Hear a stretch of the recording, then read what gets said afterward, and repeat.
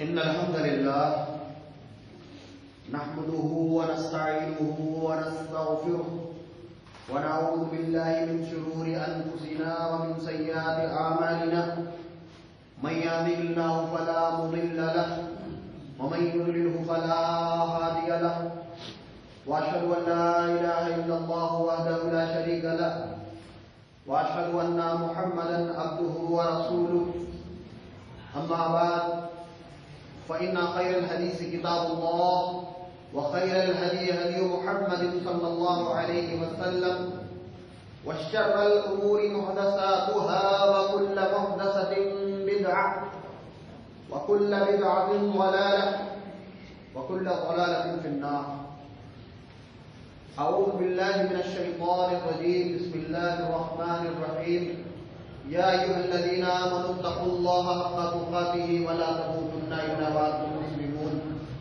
يا أيها الناس اتقوا ربكم الذي خلقكم من نفس واحدة وخلق منها زوجها وبث منهما رجالا كثيرا ونساء واتقوا الله الذي تساءلون به والأرحام إن الله كان عليكم رقيبا. يا أيها الذين آمنوا اتقوا الله وقولوا قولا سديدا يصلح لكم أعمالكم ويغفر لكم ذنوبكم ومن يطع الله ورسوله فقد فاز فوزا عظيما. قال الله تبارك وتعالى في القرآن المجيد والفرقان الحكيم. بسم الله الرحمن الرحيم. قل هو الله أحد الله الصمد لم يلد ولم يولد ولم يكن له كفوا أحد. تمام قسم کی حمد و ثنا، بڑائی و کبریائی، جلال اور تکبر اور ہر قسم کی عبادت رب ذوالجلال، رب کائنات، احکم الحاکمین اللہ کے لیے لائق اور مناسب ہے. بے بہا درود و سلام اللہ کے تمام انبیاء اور رسولوں پر اور اسی سلسلے کی آخری کڑی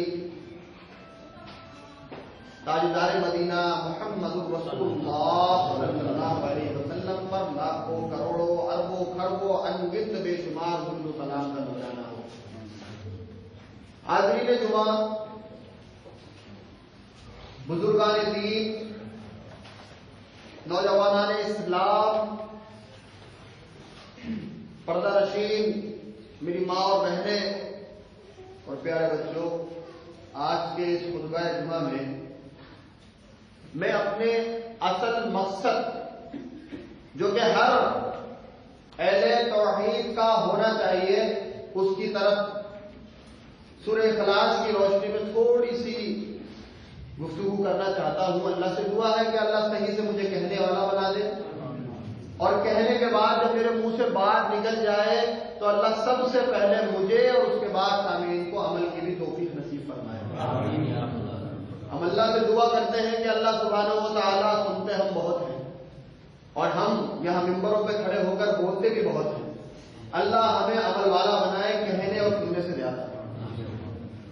میں یہاں پر ایک چیز دیکھتا ہوں کہ جب لوگ آتے ہیں مسجد کے اندر اور وہ یہ دیکھتے ہیں کہ مؤذن صاحب اذان شروع کرنے والے ہیں یا شروع کرنے جا رہے ہیں یا اذان ہو رہی ہے، تو وہ آگے رک جاتے ہیں اور اذان مکمل کرنے کا انتظار کرتے ہیں.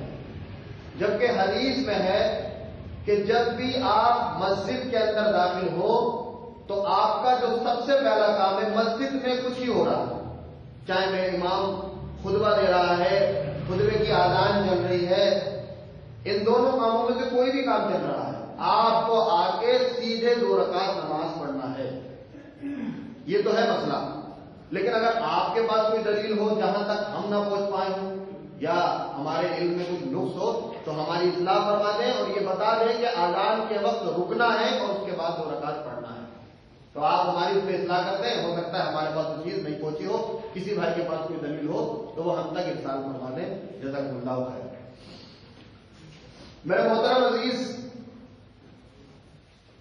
ہم آج صرف اپنے اوپر نظر ڈالیں جو اس مسجد کے اندر ہیں، اور میں سمجھتا ہوں الحمدللہ مسجد کے اندر تمام حضرات کتاب اللہ اور سنت رسول اللہ والے ہیں، اور ہماری جو خواتین ہیں وہ بھی اس پر ذرا غور کریں کہ وہ اللہ کی بندی ہیں، وہ بھی کتاب اللہ اور سنت رسول اللہ کو فالو کرنے والی ہیں۔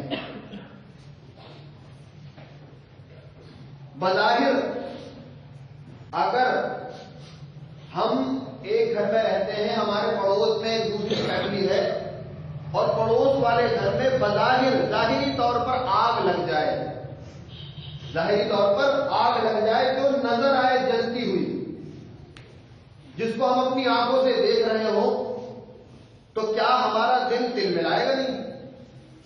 اس کے اندر غم پیدا نہیں ہوگا کہ میرے بالکل پڑوس میں رہتا ہے اور پوری کی پوری فیملی جل رہی ہے؟ تو میں سمجھتا ہوں انسانیت کے ناطے ہی صحیح آپ کچھ بھی کر کے اس آگ کو بجھانے کی فکر کریں گے، یہ ہے انسانیت۔ یہ ظاہری آگ ہے جو آپ کو دکھ رہی ہے اور اس کے نقصانات آپ کو پتا ہے، اس لیے آپ پوری کوشش کریں گے کہ آپ اپنے پڑوس کی اس آگ کو بجھائیں، یا پھر محلے کے ٹرانسفارمر میں آگ لگ جائے تو اس کی بھی آپ کوشش کریں گے انسانیت کے ناطے کہ اس کو بجھایا جائے، یا شہر کے کسی بڑے محلے میں عمومی طور پر آگ اتنی پھیل جائے کہ وہ بڑھتی چلی جائے، تو اس کی بھی کوئی نہ کوئی تدبیر تو آپ نکالیں گے جس حیثیت کے بھی آپ کہتے ہیں۔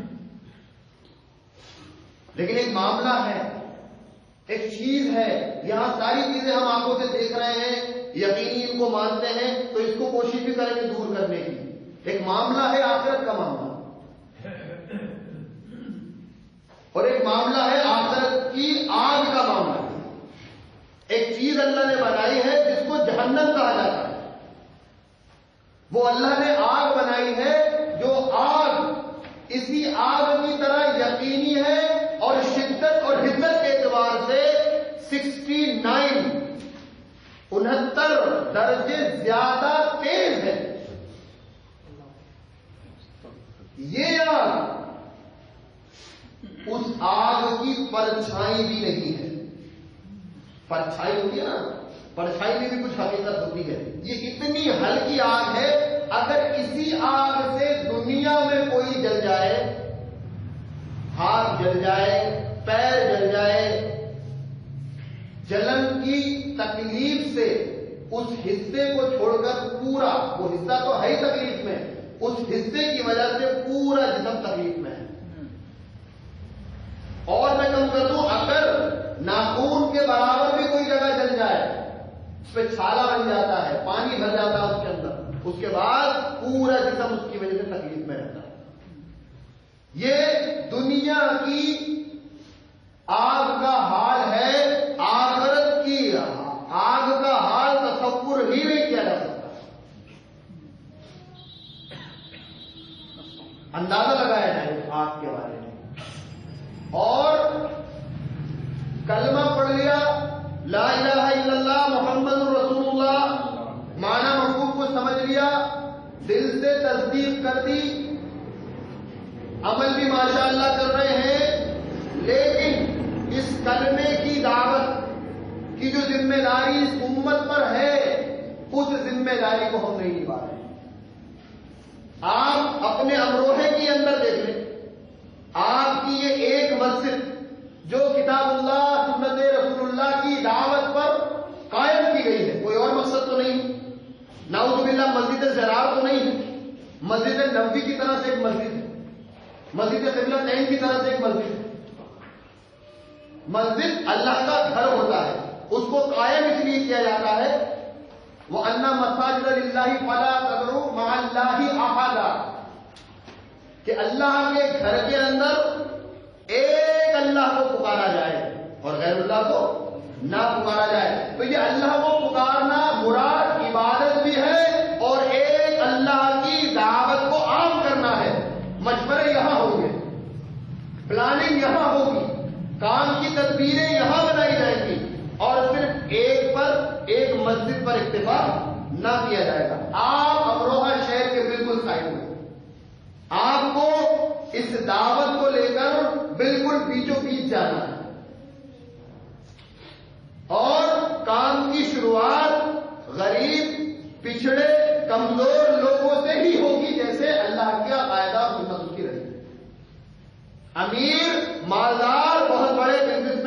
بڑے وہ اس میں جلدی نہیں آتے. یہ غریب، غربا، پچھڑے، بہت کمزور طبقے کے لوگ اس کام کو لے کر کے اٹھتے ہیں.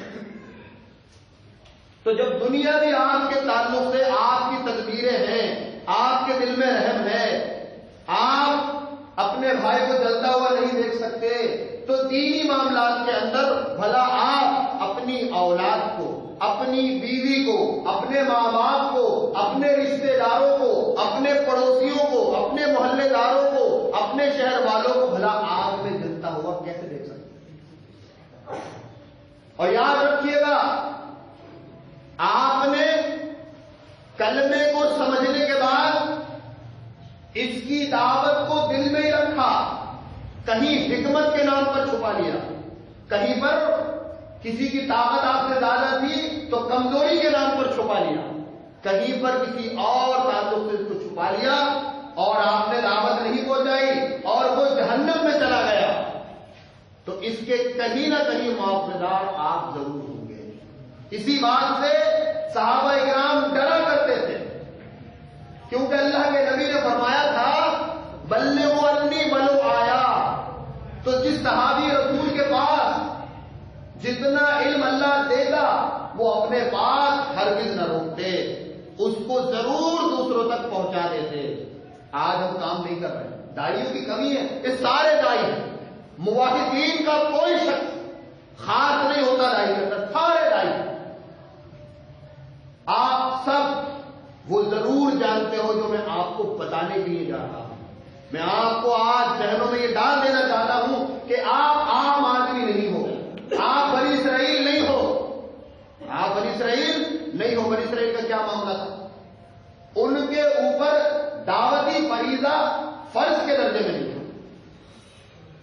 کرو تو اچھی بات ہے، نہ کرو تو کوئی مسئلہ نہیں ہے. لیکن امت محمدیہ کے اندر جو شخص آتا ہے وہ اس دعوتی فریضے کو انجام دینا ہی دینا ہے، دینا ہی دینا ہے.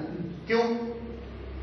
کیونکہ اللہ سبحانہ و تعالی نے محمد عربی صلی اللہ علیہ وسلم سے پہلے جتنے انبیاء بھیجے تھے ان میں سے کسی بھی انبیاء کے بارے میں یہ نہیں ہے کہ ان کے بعد اب کوئی نبی نہیں، کہ موسیٰ آخری نبی ہے یا عیسیٰ آخری نبی ہے. ایسا کچھ بھی کسی کے نبی کے بارے میں آپ کو نہیں ملے گا.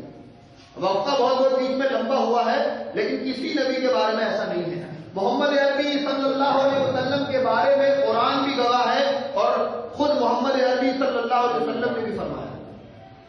قرآن بھی کہتا ہے کہ اللہ کے نبی کے بعد کوئی اور نبی آپ آنا باقی نہیں ہے، یہاں سے سلسلہ یہ ختم ہوتا ہے، یہ دروازہ بند ہوتا ہے. اور خود اللہ کے نبی بھی فرماتے ہیں لا نبی بعدی، میرے بعد کوئی نبی نہیں. لیکن غور و فکر کی بات یہ ہے کہ صرف نبیوں کا سلسلہ بند ہوا ہے، رسولوں کا سلسلہ بند ہوا ہے، انسانوں کے آنے کا سلسلہ بند نہیں ہوا. جو قرآن اللہ کے نبی صلی اللہ علیہ وسلم پر نازل ہوا ہے اور وہی غیر مطلوب جس کو ہم اللہ کے نبی جناب محمد رسول اللہ صلی اللہ علیہ وسلم کی سنت کہتے ہیں، حدیث بھی کہا جاتا ہے، سنت بھی کہا جاتا ہے، وہ ایک خوشنما لفافے کے اندر بالکل صاف شفاف محفوظ ہے. نبی مکرم صلی اللہ علیہ وسلم کا لایا ہوا دین، آپ پر نازل کردہ اللہ کا دین بالکل صاف شفاف محفوظ ہے. اب انسان آئیں گے قیامت تک، لہذا اسی دین کو، اسی شریعت کو قیامت کی صبح سے پہلے جو آدمی پیدا ہوگا وہ عمل کرے گا. اگر اس کو اللہ زندگی دیتا ہے تو وہ اسی پہ عمل کر کے جنت میں جا سکتا ہے. تو پتہ یہ چلا کہ صرف نبوت اور رسالت بند ہوئی ہے، انسانوں کا آنا بند نہیں ہوئے. لہذا دعوتی کام، لوگوں کو سمجھانا، لوگوں کو اللہ کی طرف بلانا، لوگوں کی فکر کرنا، لوگوں کا اپنے دلوں کے اندر غم رکھنا، یہ سنت ہے اللہ کے رسول جناب محمد صلی اللہ علیہ وسلم. ہم تو لوگوں کو حقیر سکتے ہیں. اللہ کے نبی صلی اللہ علیہ وسلم فکر مند رہتے تھے. آپ بیٹھے ہوتے، کسی یہودی کا جنازہ گزرتا تو ہمارے یہاں تو مذاق بنائیں گے، ہمارے یہاں تو مذاق بنائیں گے، یہ فلاں تھا مر گیا مردود، ایسی چلا گیا، کچھ نہیں مانتا تھا، یہ کرتا تھا. لیکن اللہ کے نبی کی یہ جملے نہیں ہوتے تھے. اللہ کے نبی صلی اللہ علیہ وسلم افسوس ظاہر کرتے ہیں، کاش یہ ایمان قبول کر لیتا تو جہنم کی اس لپکتی ہوئی اور تیز آگ سے بچ جاتا اور اللہ اس کو ہمیشہ کے لیے جنت میں داخل کر دیتا. تو آپ میں سے ہر شخص اپنے ذہن کے اندر یہ بات ڈال دے کہ ہم دائی ہیں، ہم قرآن پڑھیں گے بھی، پڑھنے کی دعوت بھی دیں گے، قرآن سمجھیں گے بھی، سمجھنے کی دعوت بھی دیں گے. ہمارا یہ دو کام لازم ملزوم رہیں گے. قرآن میں نہیں کہا خود نماز پڑھو، بلکہ کہا نماز قائم کرو. اب قائم کی تفسیر میں دعوت خود بخود آ جاتی ہے. زکات ادا کرو، حج کرو، روزے رمضان کے رکھو. ہمارے یہاں ہر چیز میں آپ کو دعوت نظر آئے گی. اس امت کو یہ خاصہ دیا گیا ہے کہ یہ دعوت کی محنت کو عام کرے. جو بھی عمل کرے بلغ عنی ولو آیا کے تحت اس کو ٹرانسفر کر دے، اپنے پاس نہ روکے. اور علم کا خاصہ ہی یہی ہوتا ہے. دنیا کی ہر چیز آپ خرچ کریں گے کمی آئے گی. علم دینی جو ہے، جو شریعت کا علم ہے، اللہ کا علم ہے، اس کے محبوب رسول صلی اللہ علیہ وسلم کا علم ہے، جب آپ اس کو آگے ٹرانسفر کرتے ہیں، اس کو آگے بڑھاتے ہیں تو دوسرے کے پاس پہنچ جاتا ہے اور آپ کے پاس سے کچھ کمی بھی نہیں ہوتی بلکہ بڑھتا ہے. کیونکہ آپ نے وہ بات آگے پہنچائی. اس برکت سے اللہ آپ کے سینوں میں اس کو محفوظ فرمائے. اور آپ سب دائی ہیں. اگر آپ کو اور کچھ نہیں آتا تو سورہ اخلاص سب کو یاد ہوتی ہے. سورہ اخلاص سب کو یاد ہوتی ہے. خطبے کو خطبے کی طرح نہیں، ایک ایسے کتاب کی طرح لو کہ اس کے اوپر ہمیں اپنا عملی جامہ پہنانا ہے. اور یہ امروہہ کے اندر صرف ایک مسجد پر اکتفا کر لیا، گزارا آپ کر رہے ہو، یہ اچھی بات نہیں ہے. شہر کے بیچوں بیچ اور شہر کے اس طرف اور شہر کے اس طرف اور شہر کے اس طرف، چاروں طرف کتاب اللہ اور سنت رسول اللہ کے پابندوں کی مسجدیں ہونا چاہیے. اور یہ کیسے ہوگا؟ جب آپ محنت کریں گے اور آپ کی محنت کا محور خالص توحید ہونا چاہیے. نماز بعد میں، حج بعد میں، روزہ بعد میں، زکات بعد میں، ہر عمل بعد میں. سب سے پہلے امت کو اپنے محلے کے اندر، پڑوسیوں کو، اپنے رشتے داروں کو امروہہ کی گلیوں میں جا جا کر، ہوٹلوں پر، دکانوں پر، بازاروں کے اندر سب سے پہلا کام قل لا الہ الا اللہ تفلحوا. جیسے نبی نے کیا ویسے ہی کرنا پڑے گا. سب سے پہلی دعوت، سب سے پہلا کام یہ ہے. ہماری شناخت، یہ ہے ہماری پہچان. ہماری پہچان کیا ہے؟ اس کے لیے شاہ اسماعیل شہید رحمت اللہ علیہ کی تقویت الایمان پڑھیے. اس بندے نے وہ کتاب لکھی ہے، اس کو کتنی تکلیفیں پہنچتی ہیں. آج بھی لوگ اس کو گالیاں دیتے ہیں رحمت اللہ علیہ. آپ اس کو آگے پہنچائیں گے، یقین مانیے سنت رسول آپ ادا کریں گے. شیخ عبد الوہاب نجوی رحمت اللہ علیہ کی کتاب التوحید، یہ ہے ہماری شناخت، یہ ہے ہماری پہچان. آج ہماری پہچان بھی ہوتی ہے طرف الدین اور آمین بن جہل سے، یہ تو شادی بھی کرتے ہیں. یہ کوئی پہچان نہیں ہوئی. ہماری پہچان ایسی ہو معاشرے اور سوسائٹی کے اندر کہ ہمارے جیسا کوئی دوسرا جب تک نہ بن جائے جب تک جو ہم کر رہے ہیں وہ نہ کر لیں. یہ ہماری پہچان ہے. ہمارے نبی صلی اللہ علیہ وسلم نے رب الدین کے خاطر پتھر نہیں کھائے تھے، معاف کرنا. آمین بن جہل کے خاطر گالیاں نہیں سنی تھی. وہاں تو معاملہ ہی یہ نہیں تھا. وہاں تو معاملہ تھا کہ ایک اللہ کی دعوت دیتے تھے اللہ کے نبی صلی اللہ علیہ وسلم. صرف ایک اللہ کی عبادت کرو اور ایک رسول یعنی میں محمد صلی اللہ علیہ وسلم کی اتباع اور پیروی کرو. یہ دعوت تھی. اسی کے خاطر طلاق بھی ہوئی بیٹیوں کو، اسی کے خاطر گریبان کو پھاڑا گیا، اسی کے خاطر ماتھے سے خون بہا اور جوتیوں میں جم گیا.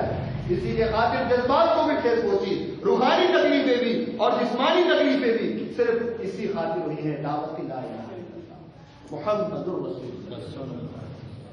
اور آج ہم تھپڑ بھی نہیں مارا کوئی، گالیاں بھی نہیں دے رہا کوئی. نہ ہمارا سر پھٹتا ہے توحید کے لیے، نہ ہم تھپڑ کھا رہے ہیں، بس زندگی ایک ایسے نالے کی طرح سے بہ رہی ہے، میں سمندر نہیں کہوں گا، ایک نالے کی طرح سے بہ رہی ہے جس کے بہنے کا کوئی مقصد نہیں، ہر کوئی سوچتا ہے بس فوراً آگے سے نکل جائے۔ اپنی زندگیوں کے اندر دعوتی مزاج آپ نے بنائی ہے، اور ہر شخص ہم میں سے دائی ہے، وہ جہاں پر بھی بیٹھے، جس جگہ بھی جائے، سب سے پہلے اللہ کا کلمہ بلند کرے، اس کی فکر رکھے۔ کیا آپ کو نہیں پتا جس جگہ پر 4 لوگ بیٹھے ہوں اور چاروں کے چاروں کاروباری، دنیاوی، رشتے داری کی بلا بلا بات کرے اور اپنے اپنے گھروں کو چلے جائیں، جناب محمد رسول اللہ صلی اللہ علیہ وسلم نے فرمایا کہ ایسا تھا یہ چاروں شخص جیسے مرے ہوئے گدھے پر بیٹھے ہوئے تھے، اور پھر اس کے بعد سے اٹھ کے چلے گئے۔ اتنا برا ہے ان کا بیٹھنا، کیوں؟ کیونکہ نہ اللہ کا کوئی ذکر آیا، نہ رسول اللہ کا کوئی ذکر آیا۔ ایسی مجلس ہے اللہ کو پسند نہیں۔ یہود و نصارہ، یہود عزیر کو اللہ کا بیٹا کہہ رہے ہیں، عیسائی عیسیٰ کو اللہ کا بیٹا کہہ رہے ہیں، مشرکین مکہ 360 بت بنا رکھے ہیں، اللہ کے ساتھ شریک کر رہے ہیں، پارسی آگ کی پرستش کر رہے ہیں، کوئی سورج کو پوج رہا ہے، کوئی ہر چمکتی ہوئی چیز کو پوج رہا ہے، اور اللہ کے نبی جناب محمد رسول اللہ صلی اللہ علیہ وسلم سے کہا جا رہا ہے کہ آپ جس رب کی دعوت دیتے ہیں اس کا حسب نسب کیسا ہے، کیا معاملہ؟ کیونکہ یہ جتنے بھی مذاہب ہیں ان کے خدا بھی وہ مانتے ہیں جو ان کی عقلوں میں آئے ہیں، اگر عقلوں میں نہیں آتا تو ہم اس کو خدا کیسے مانتے ہیں؟ عزیر کو اللہ کا بیٹا کہا، دعویٰ کیا گیا، وجہ یہی تھی کہ عقلوں میں آئے ہم افضل ہیں، عزیر اللہ کا بیٹا، عیسائیوں نے کہا نہیں عیسیٰ اللہ کا بیٹا۔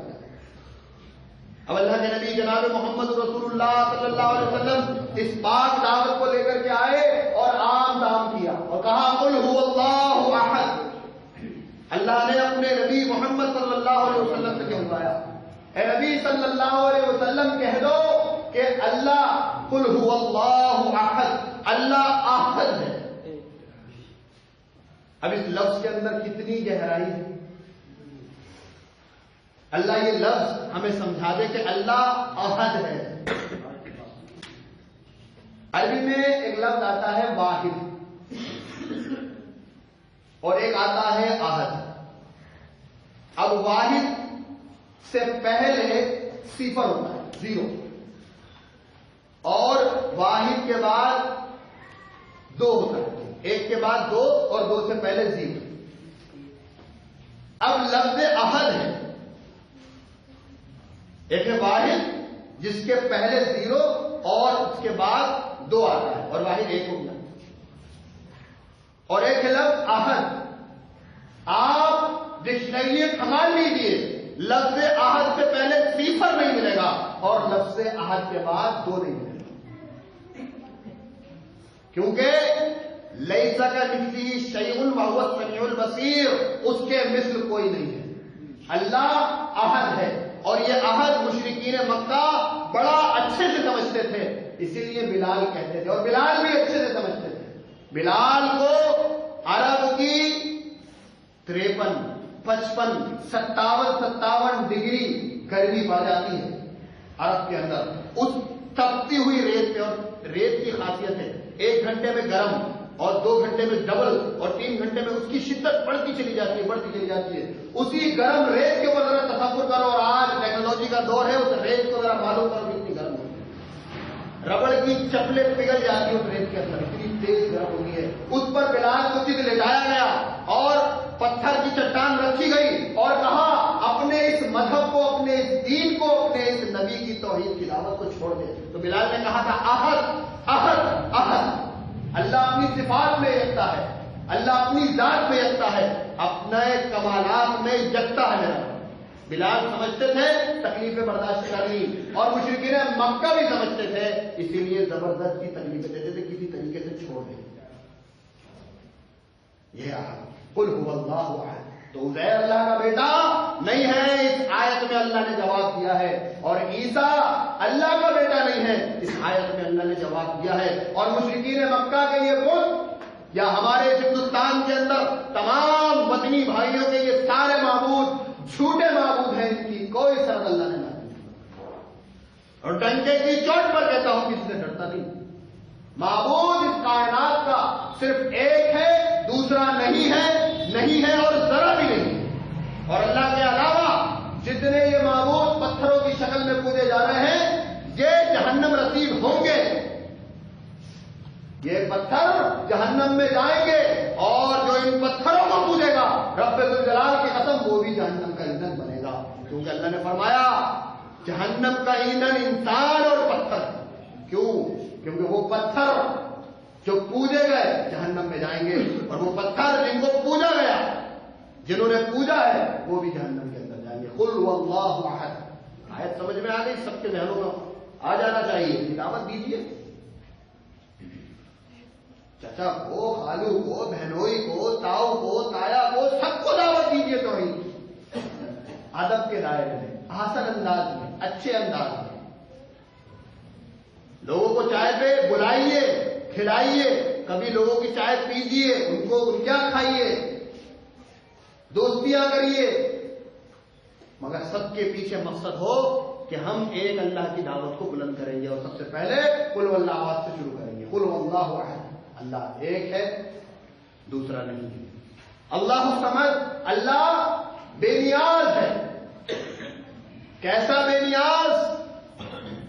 جب چاہتا ہے، جو چاہتا ہے، جس کو جتنا چاہتا ہے عطا فرماتا ہے۔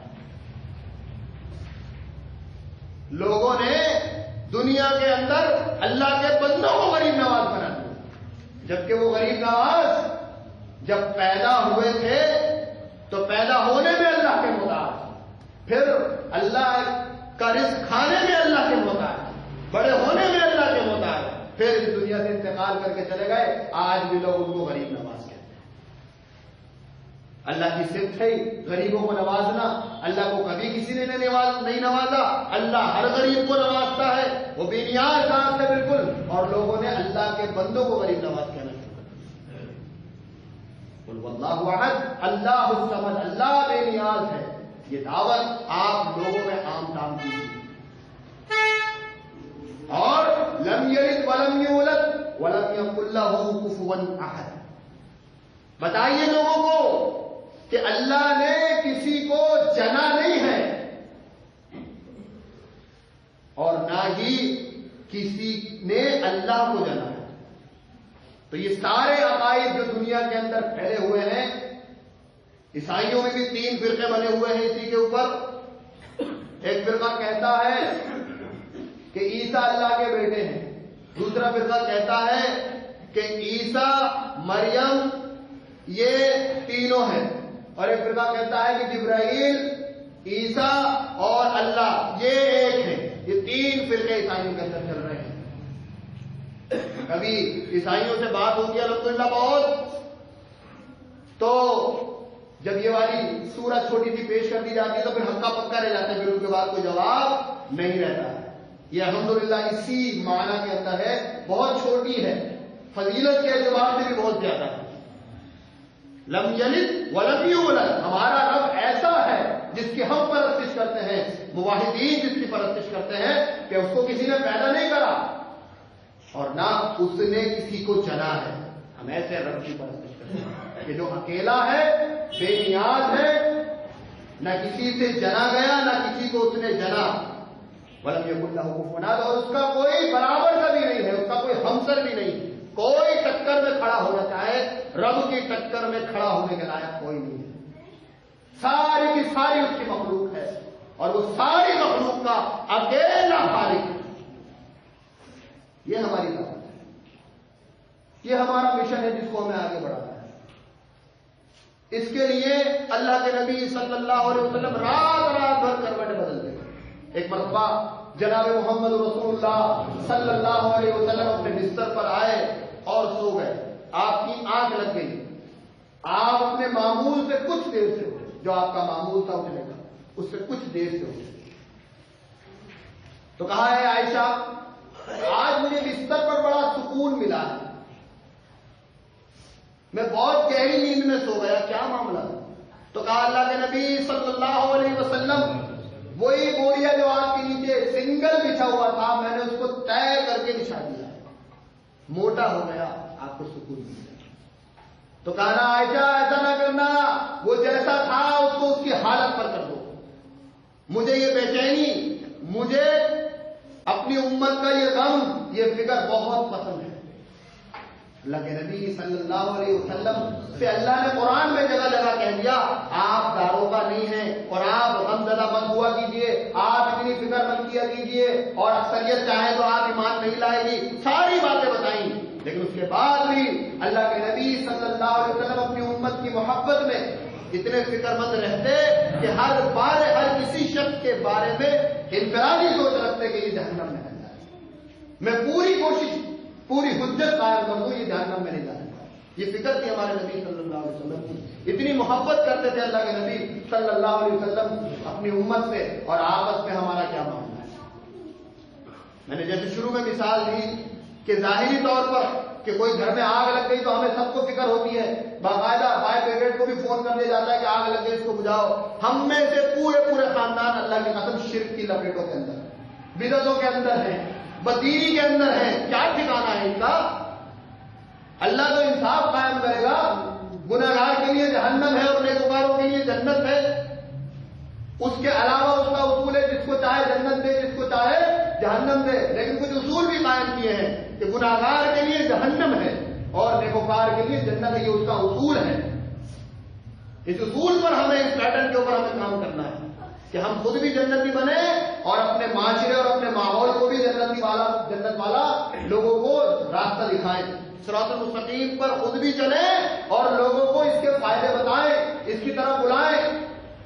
اور ہمارا دنیا کا ہر کام، ہر وقت کی سوچ یہ ہونا چاہیے کہ کیسے اللہ کا کلمہ بلند ہو، کیسے محمد عربی صلی اللہ علیہ وسلم کا لایا ہوا طریقہ عام اور کام ہو جائے لوگوں کے اندر۔ یہ فکر ہونا چاہیے، یہ سوچ ہونا چاہیے ہماری۔ بھلا ہمیں نیند کیسے آ رہی ہے؟ ہم بے چین کیوں نہیں ہو رہے ہیں؟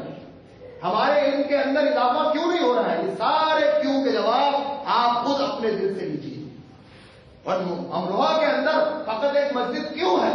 لوگوں کی تعداد شروع میں تو بہت بڑی، اب تعداد کیوں نہیں بڑھ رہی؟ کیونکہ آپ شروع میں بہت جوشیلے سے کام کرتے تھے اور اب آپ کام نہیں کرتے، اب آپ کام نہیں کرتے۔ اور یاد رکھیے گا، دنیاوی اعتبار سے بھی جب کوئی کام ہوتا ہے تو اس کام کے نتائج نکلتے ہیں، دینی اعتبار سے بھی جب کام ہوگا تو کام کے نتائج ضرور نکلیں گے۔ یہ ایک الگ بات ہے کہ تھوڑے نکلیں یا بہت۔ اللہ سبحانہ و تعالیٰ سے دعا وہ ہوں کہ اللہ مجھے بھی اور آپ سب کو بھی دین کے کام میں بڑھ چڑھ کر حصہ لینے کی توفیق عطا فرمائے۔ اس مجلس کے اندر یا اس امروہے کے اندر جن کو اللہ نے مالی صلاحیت دے رکھی ہے، دل کھول کر میرے بھائیوں اللہ کے راستے میں، اللہ کے کاموں میں، اللہ کے کلمے کی بلندی ہونے کے لیے اپنے مال کو خرچ کیجیے۔ اللہ اس مال کو دنیا میں بھی بڑھائے گا اور آخرت میں کیا دے گا میں نہیں کہہ سکتا، وراء الورا ذات ہے اور وراء الورا دے گا۔ اور جن کو اللہ نے جسمانی صلاحیتیں دے رکھی ہیں، طاقتیں دے رکھی ہیں، وہ اپنے جسم کی صلاحیتوں کو اس دین کے اوپر نچھاور کر دیں اور اس دین کے اوپر لگا دیں۔ اور جن کو اللہ نے علمی صلاحیتیں دے رکھی ہیں، وہ اپنے علم سے امت کو فائدہ پہنچائیں، وہ اپنے علم سے امت کو فائدہ پہنچائیں، لوگوں کے اندر کی جہالت کو دور کریں، لوگوں کا مذاق نہ بنائیں، ان کا غم رکھتے ہوئے ان کی اصلاح کی جائے۔ اللہ ہماری سیاکاریوں کو معاف فرمائے، اللہ ہمارے گناہوں کو معاف فرمائے، اور ہم سے جو یہ گناہ ہوا ہے کہ ہم نے دعوت کے کام کو چھوڑ دیا، ہم نے امر بالمعروف اور نہی عن المنکر کو چھوڑ دیا، اللہ اس جرم عظیم کو تو معاف کر دے۔ اے اللہ، ہمیں تو نے اسی لیے پیدا کیا ہے کہ ہم خود بھی بھلائی کے راستے پہ چلیں اور لوگوں کو بھلائی کے راستے کی ترغیب دیں، اس کی حقیقت ہمارے دلوں کے اندر اتار دیں۔ اے اللہ، ہمیں اپنے بڑوں کی عزت کرنے کی توفیق عطا فرما، ان کا ادب احترام کرنے کی توفیق عطا فرما۔ اے اللہ، والدین کو اتنا ہم خوش کر دیں کہ وہ ہمیں چلتے پھرتے جنت کی بشارتیں اور جنت کی خوشخبریاں دینے لگے۔ اے اللہ، ہمیں اپنے والدین کے حق کو ادا کرنے کی توفیق عطا فرما، پڑوسیوں کے حق کو ادا کرنے کی توفیق عطا فرما، رشتہ داروں کے حق کو ادا کرنے کی توفیق عطا فرما، اپنے امام اور مؤذن کے حق کو ادا کرنے کی توفیق عطا فرما۔ اے اللہ، جو دین کے کام میں لگے ہوئے ہیں، کر رہے ہیں، اور کچھ لوگ ان کے پیچھے پڑے رہتے ہیں، ان کے اوپر باتیں بناتے ہیں، ان کے اوپر طرح طرح کے الزامات لگاتے ہیں، ان لوگوں کو اللہ ہدایت نصیب فرمائے، اور جو دین کا کام کر رہے ہیں ان کو یہ توفیق عطا فرمائے کہ وہ کسی کی بات سے برا نہ مانے، اللہ کی رضا کے خاطر اپنے کام کو آگے بڑھائے چلے جائیں۔ اللہ ہمیں توفیق نصیب فرمائے، اللہ تمام دنیا کے مسلمانوں میں امن، سکون، راحت عطا فرما۔ اے اللہ جتنے مسلمان ناجائز مقدموں میں اور جیلوں میں پھنسے ہوئے ہیں، تجھ کو تیری رحمت کا واسطہ اور مسلمانوں کو رہائی اور نجات عطا فرما۔ اے اللہ جن گھروں میں جوان لڑکے لڑکیاں شادی کے لائق ہیں ان کے رشتوں کا انتظام مہیا فرما۔ اے اللہ ہماری سیاکاریوں کو معاف فرما دے، اے اللہ ہمارے ان گناہوں کو بھی معاف فرما دے جب ہم اپنے بستر میں اکیلے تھے اور ہم یہ سوچ رہے تھے کہ ہمیں کوئی نہیں دیکھ رہا۔ اے میرے رب، اے میرے سچے رب، اس وقت بھی تو اپنے بندوں کو دیکھتا ہے اور ہر حال میں اپنے بندوں کو دیکھتا ہے۔ اے اللہ ہمارے دلوں کے اندر یہ خیال پیدا فرما دے ہر وقت کہ میرا رب مجھے ہر حال میں دیکھتا ہے، اور تمام گناہوں سے بچنے کی توفیق عطا فرما دے۔ جو گناہ ہو گئے ہیں ان کو معاف فرما دے۔ اے اللہ دن کے اجالے میں، رات کے اندھیرے میں جو گناہ ہوئے ان کو بھی معاف فرما دے۔ اے اللہ اس امروہے کے اندر ہدایت کی ہواؤں کو چلا دے، ہدایت کو عام فرما دے، ہر کچے اور پکے مکان میں نبی رحمت صلی اللہ علیہ وسلم کے لائے ہوئے دین کو جاری اور ساری فرما دے۔ اے اللہ ہماری محنتوں کو، ہماری کاوشوں کو قبول فرما دے۔ اے اللہ ان کے اندر مزید اضافہ فرما دے۔ اے اللہ جو مانگا ہے اسے بھی قبول فرما، جو مانگنے میں رہ جائے اسے بھی قبول فرما، جو ہمارے حق میں بہتر ہو اسے ہمیں عطا فرما، جو ہمارے حق میں نقصان دہ ہو ہم تمام کو اس سے اے اللہ نجات عطا اور بچاؤ عطا فرما دے۔ اے اللہ جو مانگا ہے اسے بھی قبول فرما، جو مانگنے میں رہ گیا اسے بھی قبول فرما۔ سبحان ربک رب العزة عما یصفون وسلام علی المرسلین۔